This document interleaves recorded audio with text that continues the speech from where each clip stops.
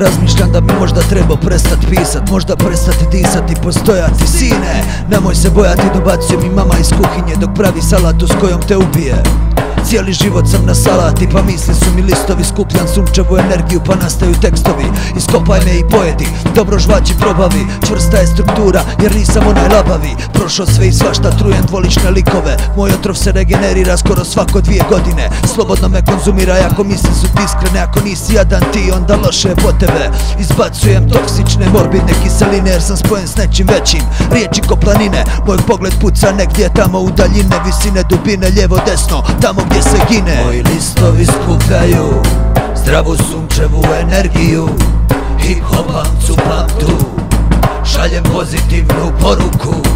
Moji listovi skupljaju zdravu sunčevu energiju, hip-hopam, cupam tu, šaljem pozitivnu poruku.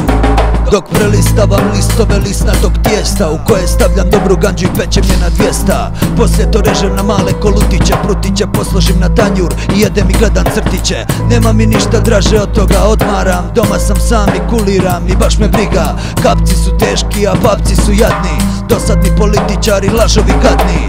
Uzimam rukavice i čupam vas ko korov koso. Što radiš kraj moje ograde, čuješ li? Ona pravi se mutava ko da me ne čuje, tipično za puzavca. Divlje ostaje divlje između stvarnosti i zbilje. Jadranka u zemlji čudesa, puzi mi kaj salate i ljevenog mesa.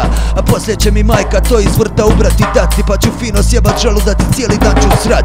Baš kako seru i oni, ponovi. Zaljevam ih otrovom da se ne pojavi novi. Gazim ih nogama, udaram ih šakama, palim su paljačem, sve smrdi pod lakama. Gazim ih nogama, udaram ih šakama, palim su paljačem, sve smrdi pod lakama. Gazim ih nogama, udaram ih šakama, palim su paljačem, sve smrdi pod lakama. Moji listovi skupljaju zdravu sunčevu energiju, hip-hopam, cupam tu, šaljem pozitivnu poruku.